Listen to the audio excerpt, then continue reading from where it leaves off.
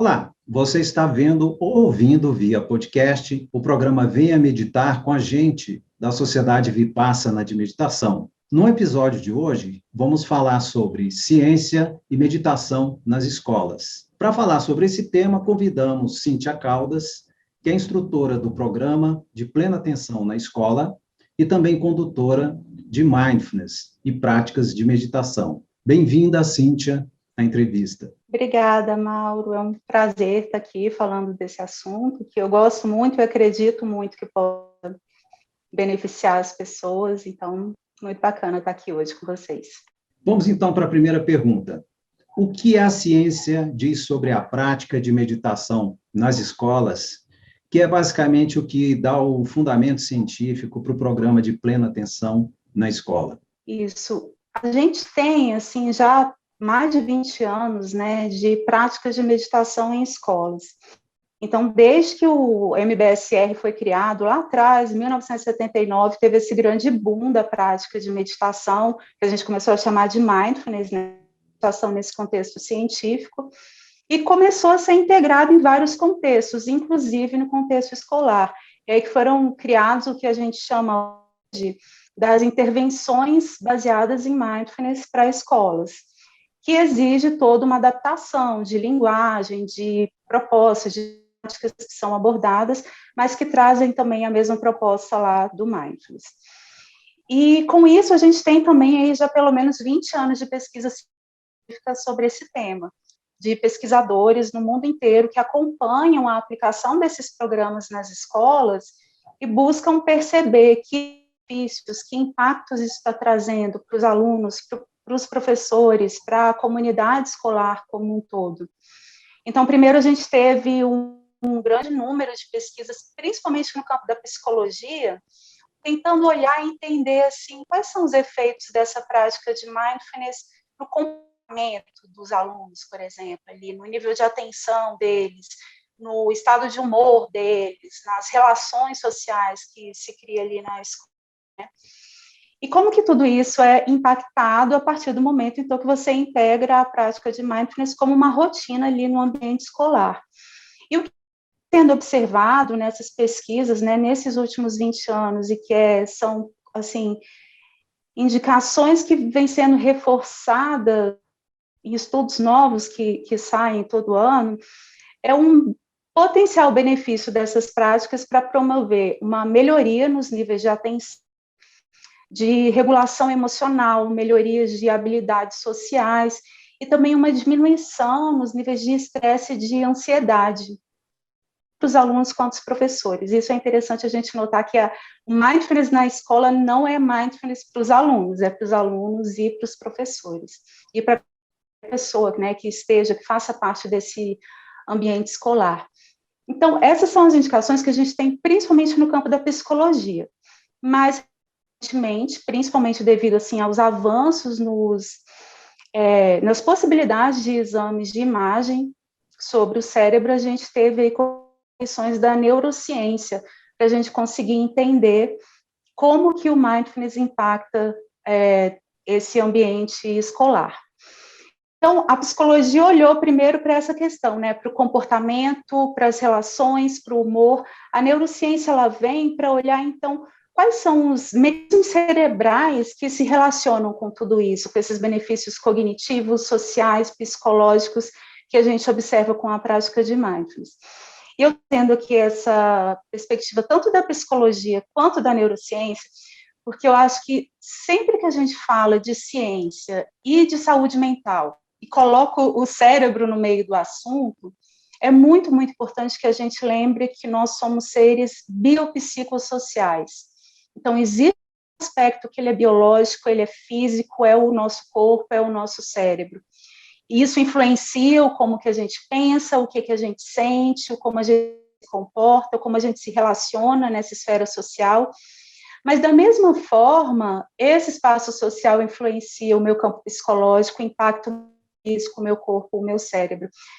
Eu sempre gosto de lembrar isso antes de falar do cérebro, para que a gente não se engane, sabe? Achando que é o cérebro que importa e que tudo que acontece à nossa volta pode ser ignorado. Então, assim, o social importa muito quando a gente de cérebro, principalmente quando a gente está falando de crianças e adolescentes. São cérebros em formação, são pessoas em formação, e o ambiente social está muito relacionado a como eles vão se desenvolver. Então, isso é o como que esse social impacta no físico, está muito relacionado também com o conceito que ele é central para a gente entender os estudos da neurociência sobre essa prática de meditação em escolas, e o impacto disso no cérebro e adolescentes, que é o conceito da neuroplasticidade. A gente pode entender que a neuroplasticidade, ela é como se ela é a capacidade que o nosso cérebro tem de criar novas conexões, mas também de mudar essas conexões de acordo com as experiências que a gente tem na vida. Então, a gente nasce, obviamente, a gente não sabe ler, né? Mas a partir de uma experiência que ela é proporcionada pelo aprendizado, nosso cérebro começa entender que aquelas letrinhas, né, aqueles rabiscozinhos, eles estão relacionados a um som, e aí eles se juntam, formam palavras têm um sentido, e as palavras se juntam e ampliam esse sentido. Enquanto essas associações vão acontecendo, neurônios diferentes no nosso cérebro, eles são acionados ao mesmo tempo, e eles começam a formar uma conexão que, em princípio, ela é ágil, mas aí a repetição, e uma repetição intencional dessa experiência, por meio do aprendizado, faz com que a criança comece a sustentar essa conexão. Aí ela vai se tornando mais estável até chegar em um momento que ela simplesmente olha aquela palavra, já entendeu, já leu, já fez sentido. Só que assim como a gente aprende a ler, a gente também aprende a como que a gente se relaciona com os nossos pensamentos, com as nossas emoções, as pessoas à nossa volta, com tudo que existe. E tudo isso também vai ficando registrado nessa nossa grande rede de circuitos neuronais. A questão é que, ao contrário da leitura, né, da escrita, da matemática, que é feito de uma forma planejada e intencional, né, esse aprendizado, para a maior parte de nós, esse aprendizado que a gente chama do socioemocional, não foi assim, ele não foi intencional. Ninguém na escola, para mim, pelo menos, virou para mim e falou: olha, criança, é normal que durante uma prova você se sinta nervosa e que talvez você tenha muitos pensamentos de que você não vai conseguir acertar nada. Se isso acontecer, está tudo bem, você pode usar a sua atenção, você pode trazer sua atenção de volta, se acalmar, deixar que esses pensamentos passem e estar aqui, fazer o melhor que você conseguir.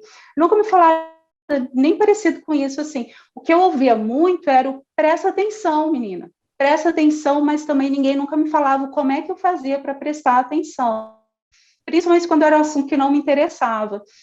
E aí, diante dessa experiência, eu criava, né, os meus próprios mecanismos para lidar com aquilo.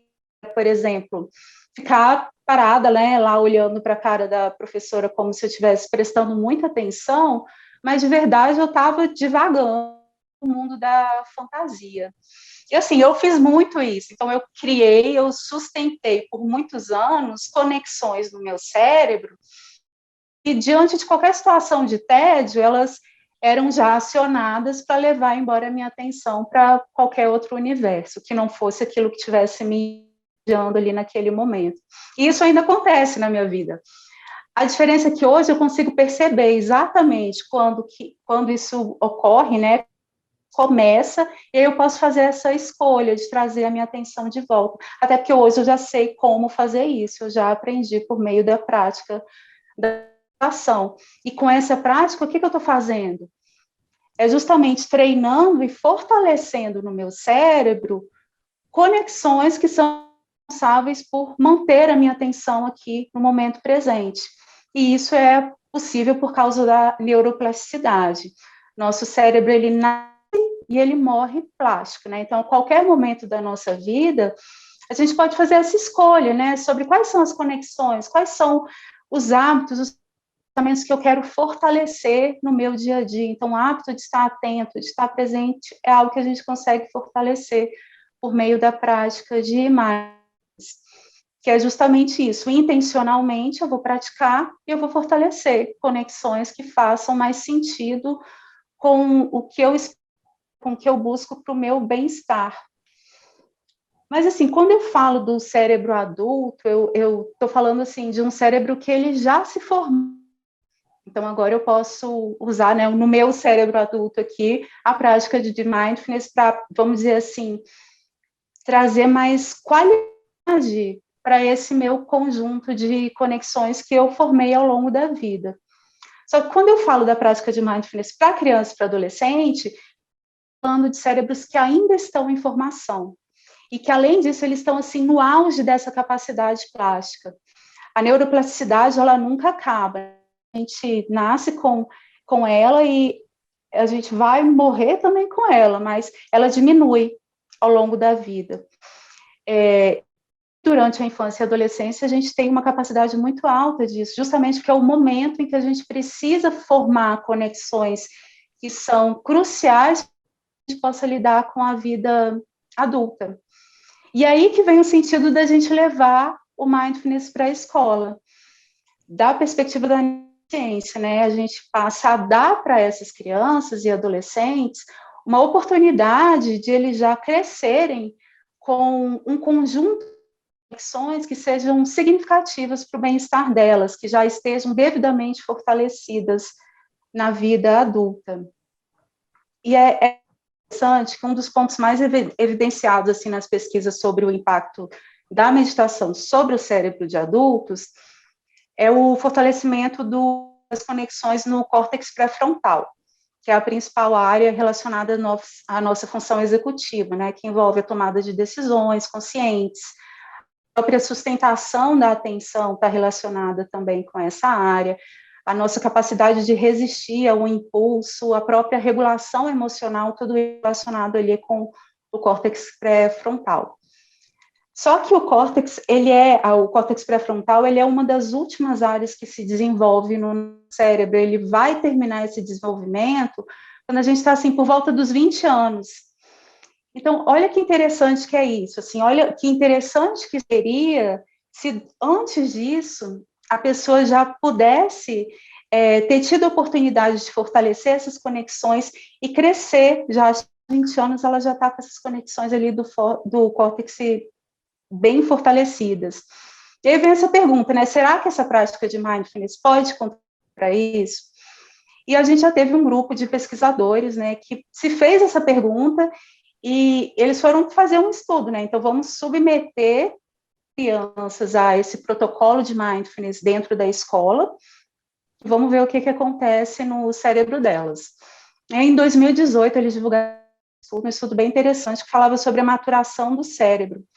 O que eles fizeram? Eles compararam, por meio de exames de imagens, os cérebros de um grupo de crianças que seguiu um protocolo de mindfulness na escola, com crianças da mesma idade, acho que era em torno de 11, 12 anos, que nunca praticaram, nunca tiveram nenhum contato com a prática.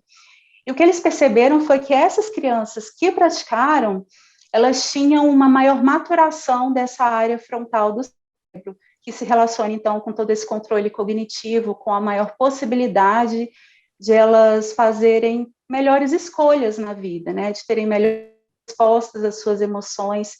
Olha, assim, quanto sofrimento pode ser poupado se todo mundo conseguisse fazer isso desde cedo.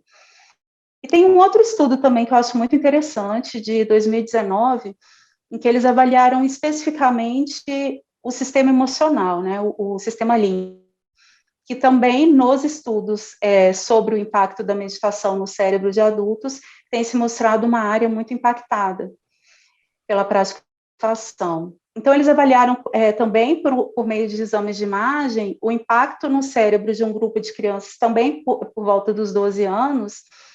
Primeiro, eles fizeram uma ressonância magnética funcional, entender ali, ver quais eram as áreas mais ativas no cérebro delas, submeteram essas crianças ao protocolo de mindfulness dentro da escola e depois fizeram uma nova ressonância.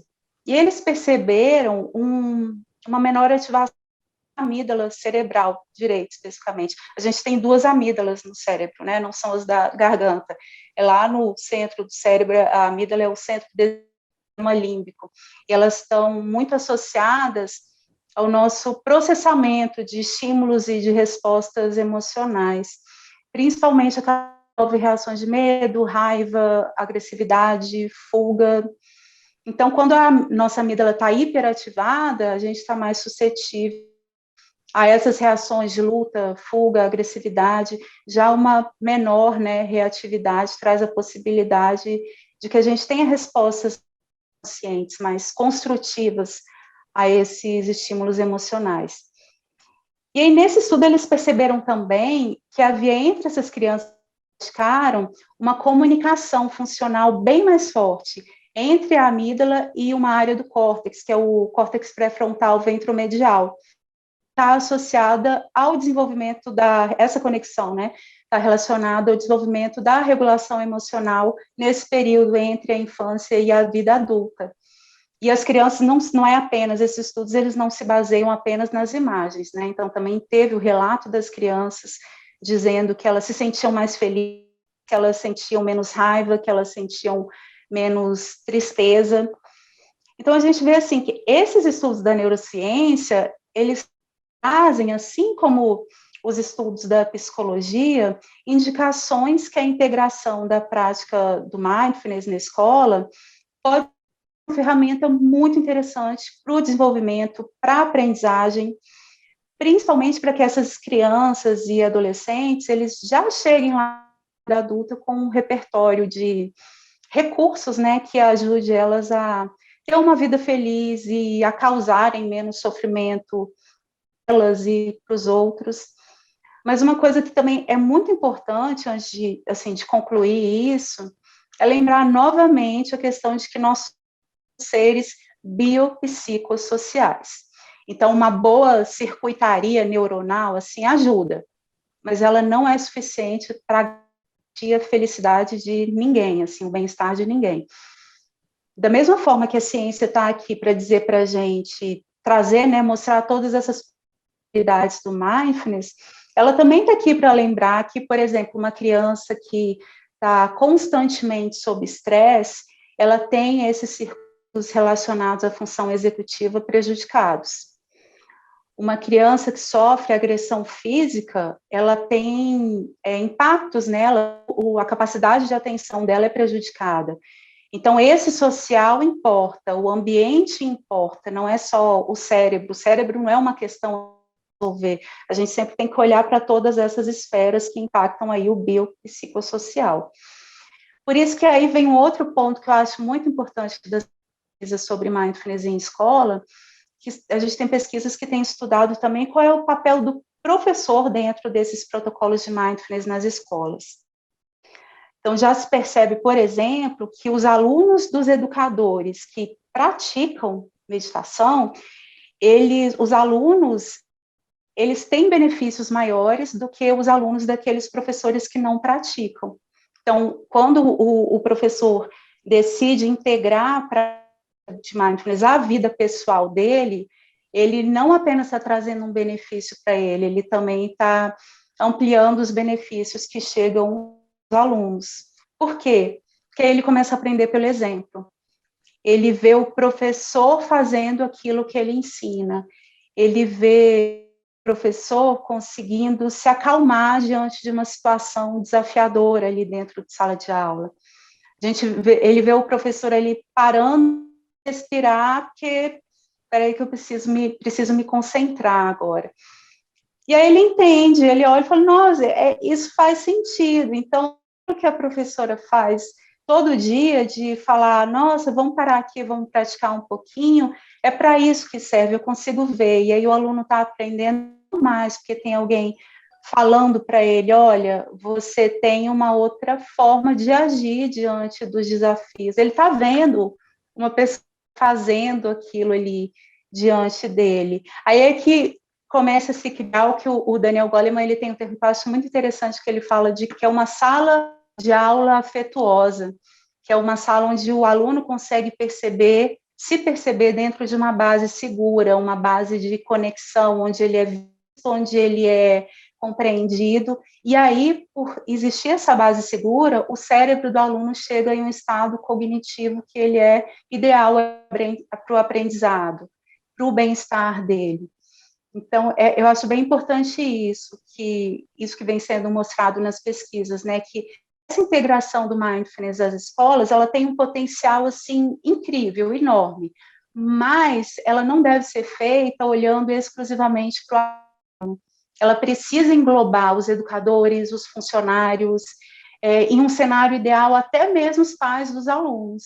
E isso é algo que a gente muito, assim, a gente, no PAI, né, o programa de plena atenção na escola da SVM, a gente foca no educador, o educador leva para o aluno, aí passa um pouquinho de tempo, a gente começa a receber o relato de que o aluno levou para os pais, e aí a gente vê essa cadeia, né, se formando, uma cadeia de benefícios, e que começa a fazer sentido ali. Então, quando a gente aspira a levar esse benefício para a criança, não pode jamais deixar de olhar para todo esse ambiente que cerca ela, né, para que tudo isso faça sentido com a prática que a gente está propondo que ela faça. Cíntia, e com tudo isso que você falou, toda essa base científica, como é que ela é considerada no programa de plena atenção na escola da Sociedade Vipassana? Então, o PAI, hoje tem como o centro do programa é o educador. Então, a gente já começa considerando isso, né, que a criança não vai ser vista de forma isolada. Então, o educador, ele passa, para ele poder conduzir o programa em sala, que a gente também parte disso, né, é o próprio educador que conduzir a prática para os alunos. Para fazer isso, ele passa por uma formação, que, antes de tudo, busca apoiá-lo a ter uma prática pessoal de meditação. Então, primeiro ele pratica, ele vivencia, ele integra isso a uma rotina de autocuidado. A gente preza muito por esse autocuidado dos educadores, para que eles criem essa rotina. E aí, a partir do momento que ele viveu, ele a vida pessoal, isso fez sentido para ele, ele pode fazer essa escolha, então, de seguir e levar isso para os alunos. Aí ele faz um treinamento para poder conduzir o programa com os alunos, né? A gente tem um manual que traz esse método. O método, hoje, ele consiste em pequenas aulas teóricas, né, uma aula por semana, e em práticas diárias, que são conduzidas pelos educadores e alunos, práticas curtas de 5 a 10 minutos, mas que acontecem todos os dias. Nessa parte teórica, um dos primeiros conceitos que é levado para eles é o da neuroplasticidade. Então, eles aprendem também sobre o córtex, sobre a amígdala, sobre essa relação, sobre a possibilidade deles fortalecerem essas conexões.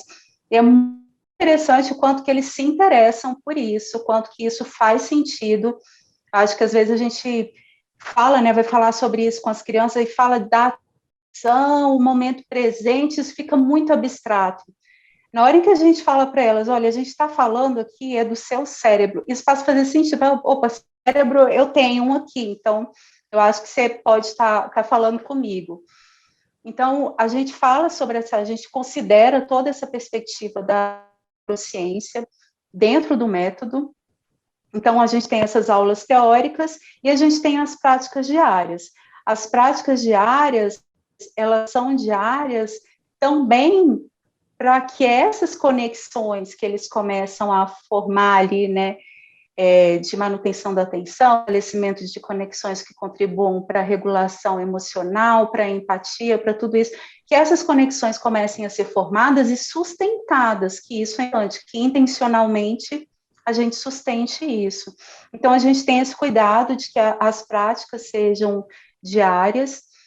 E outro que eu acho muito importante também é que, quando a gente fala em mindfulness, muitas vezes, assim, dá a impressão, as pessoas querem acreditar que a gente está falando da atenção pela atenção, eu acho que isso está muito ligado também a isso, de repente, mindfulness virou um grande produto a ser vendido, e aí é aquilo, nossa, vamos praticar mindfulness para aumentar a produtividade. Pode aumentar? Pode, mas assim, não é essa a ação da ferramenta, de toda a ciência, de toda a filosofia que vem por trás disso, é muito mais amplo.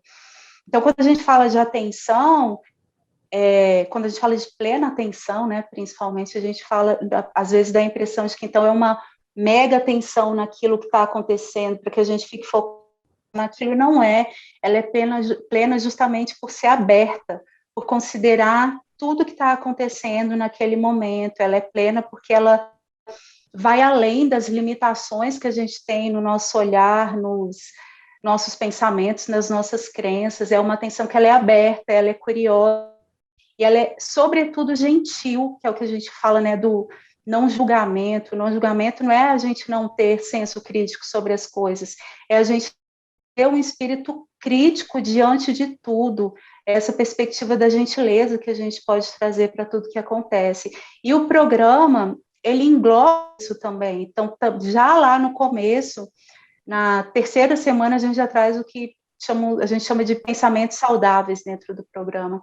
Que a gente quer sustentar a nossa atenção, a gente quer melhorar a autoconsciência, mas a gente também quer ver o outro. A gente quer que a criança deseje o bem para ela mesma, mas que ela também deseje o bem para o outro. Quando a gente vai olhar as pesquisas sobre mindfulness, as pesquisas que contam benefícios para bem-estar, benefícios para as relações, quando a gente vai olhar qual é efetivamente a prática que está sendo estudada naquele protocolo, nunca é uma prática que ela é só de atenção. A prática da atenção, ela melhora a atenção, isso é maravilhoso. Mas, além disso, essa perspectiva que é dentro dessa filosofia que dá base ao mindfulness, é o que a gente chama da bondade amorosa, ela também é fundamental para essa melhoria nas relações com os outros, a melhoria da relação com a gente mesmo. Então, acho muito importante isso, é algo que a ciência mostra e que a gente toma muito cuidado de considerar também dentro do pai. Então, isso vai para os alunos, isso vai para os educadores também.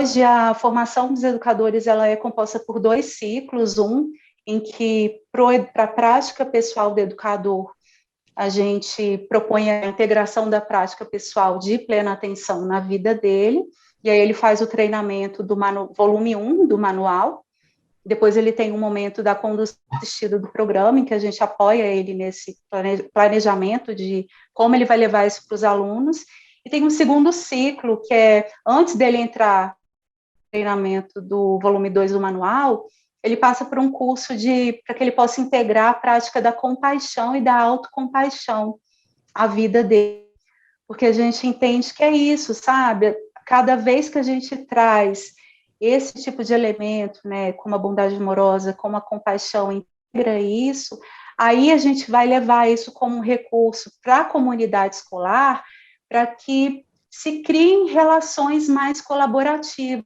A gente não está mais trabalhando só o indivíduo, a gente não está olhando assim, nossa, vamos melhorar o desempenho escolar do aluno. Não, vamos criar, então, uma comunidade escolar em que essas relações sejam melhores e elas sustentem esse desempenho escolar da criança. Cíntia, nem todas as escolas têm oportunidade de ter acesso a um programa como esse da Sociedade Vipassana de Meditação, programa de plena atenção nas escolas. O que você diria para esses professores, para esses pais? Como é que eles podem trabalhar com esse público infantil? Olha, eu acho que o principal é o que a gente faz com os educadores do pai, e eu acho que isso se estende também às mães e pais que querem levar esses benefícios aos alunos, que é o comece por você. Comece por você. Se você quer levar a prática de mindfulness para o seu filho, comece você praticando, antes de qualquer coisa. Porque é isso, a gente não dá o que não tem, não ensina o que não sabe. E o ensino do mindfulness, ele não é teórico, que é uma experiência. Então, a gente não consegue levar essa experiência se a gente nunca vivenciou ela. Então, qualquer pai, mãe, professor que queira levar para a criança, para o adolescente, passo número 1 é sentar e meditar, é integrar isso à sua vida. E a partir daí, a gente pode começar a convidar as crianças a praticarem com a gente, sabe? Vamos sentar aqui um pouquinho, prestar atenção na nossa respiração, com os pequenininhos toda uma série de variedades de atividades com esse mesmo objetivo, de parar naquele momento, notar o corpo, notar o que está acontecendo. Mas é fundamental que o adulto ouvido também se proponha a praticar, porque a gente pode, assim, criar as formas mais divertidas, fofinhas, de dizer para uma criança por que meditar ou como meditar. Tem um que é bem bonitinho, né, que vamos desenvolver os superpoderes da plena atenção. Mas, assim, essencialmente, o que a gente está dizendo para aquela criança é: olha, você tem uma forma saudável de se relacionar com o mundo, você tem uma forma de se relacionar com tudo à sua volta que te traga felicidade, não sofrimento. Só que se a gente falar isso e daqui 10 segundos a gente está gritando, brigando, batendo, xingando, ou seja, fazendo exatamente o contrário do que a gente falou para a criança, como é que ela vai acreditar ou ela vai entender que isso é possível? Então, isso não vai fazer sentido para ela. Então, para que ela vai praticar? Então, acho que o mais importante é isso.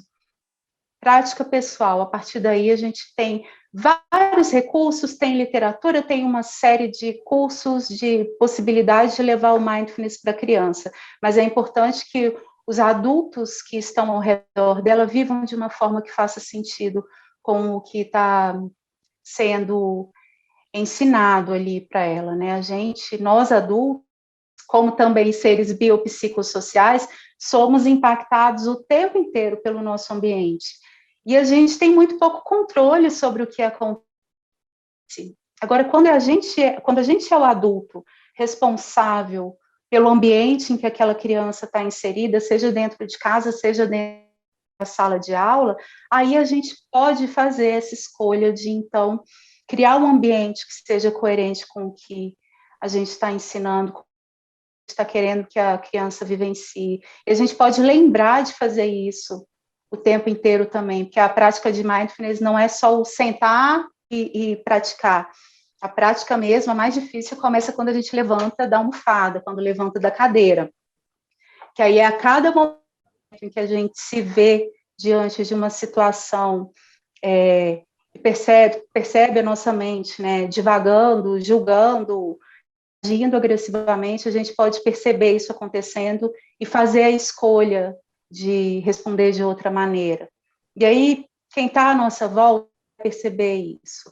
Esse é o momento em que faz sentido querer levar isso para a criança, para o adolescente, para o colega de trabalho, seja lá para quem for. Acho que sempre parte da gente. Cíntia, eu queria que você falasse da próxima etapa, que vai acontecer agora em agosto, do programa de plena atenção na escola. Isso, agora em agosto a gente abre as turmas para os educadores que estejam interessados em fazer a formação. As inscrições começam no dia 1º de julho, então os educadores interessados, eles podem se inscrever, e em agosto a gente começa com a formação propriamente dita, que começa com o curso Conhecendo a Plena Atenção, que é justamente esse momento do educador conhecer a prática, integrar a prática à rotina dele. Então, a gente tem aulas, mas também tem uma série de atividades para auxiliar o participante a integrar essa prática no dia a dia. Depois, ele vai pelo treinamento no manual, que é o momento de como é a metodologia, de conhecer a metodologia de como levar isso para o aluno, e depois ele tem o momento de planejar o início dessa aplicação do programa, também com o suporte e apoio dos monitores do programa. Então, a gente também abre uma turma do segundo ciclo, que aí é o ciclo que a gente começa com a compaixão e a autocompaixão, com essa vivência, integrando isso diária. Depois também tem a formação no Manual 2, e também essa condução assistida, né, a aplicação do programa com o apoio dos monitores. Mas quem está entrando no programa agora entra no ciclo 1, e quando ele conclui o ciclo 1, aí ele pode entrar no ciclo 2, no semestre. E para todos eles a gente tem a comunidade do PAI, no Telegram, que é um espaço que a gente está ali para trocar experiências, tanto para manter e melhorar a nossa prática pessoal de meditação, mas também o de como que a gente quais são as melhores formas da gente aplicar, né? Por exemplo, o super desafio foi levar o programa para aplicação no ambiente online. E isso foi construído de uma forma muito colaborativa com os educadores que já estavam aplicando o programa no ano passado. Então, essa troca entre os educadores e entre os monitores, ela é muito rica lá na comunidade. Cíntia, queria te agradecer imensamente por essa entrevista. Espero que todos vocês tenham gostado e até um próximo vídeo.